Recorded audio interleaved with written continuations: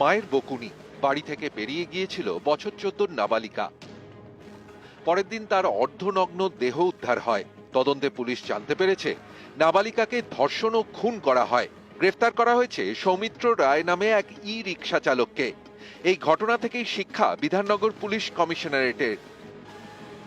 তৈরি করা হচ্ছে বিধাননগর কমিশনারেট এলাকার অটো, টোটো এবং ই রিকশা চালকদের ডেটাবেস। এর জন্য তাদের ভোটার কার্ড, আধার কার্ডের ফটোকপি থানায় জমা দিতে বলা হয়েছে।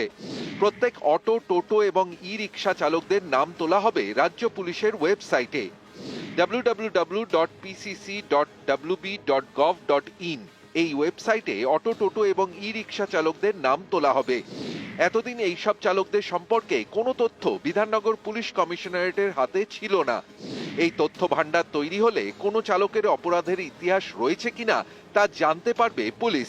কেউ কোথাও অপরাধ করলে তাকে ধরাও সহজ হবে। একটা বিষয় পরিষ্কার, এইটা হওয়াতে একটা বিরাট সুবিধা হবে যে সবার ডিটেলসটা পুলিশের হাতে থাকবে।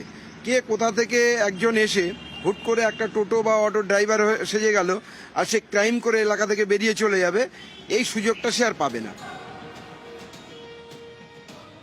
বিধাননগর পুলিশ কমিশনারেট এলাকায় প্রতিদিন টোটো চলে প্রায় 14,000, ই রিকশা প্রায় 12,000 আর অটো চলে প্রায় 11,000। এইসব অটো, টোটো এবং ই রিকশা চালকদের তথ্য সংগ্রহের কাজ শুরু হয়েছে। টার্গেট ফেব্রুয়ারির মধ্যে কাজ শেষ করা।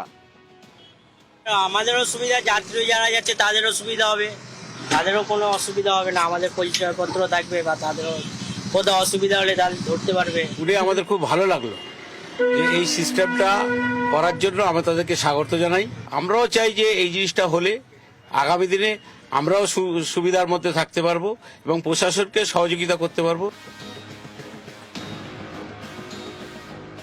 ক্যামেরায় খোকন দাসের সঙ্গে সুস্মিতা মণ্ডল এবং অনুপ চক্রবর্তী, নিউজ 18 বাংলা।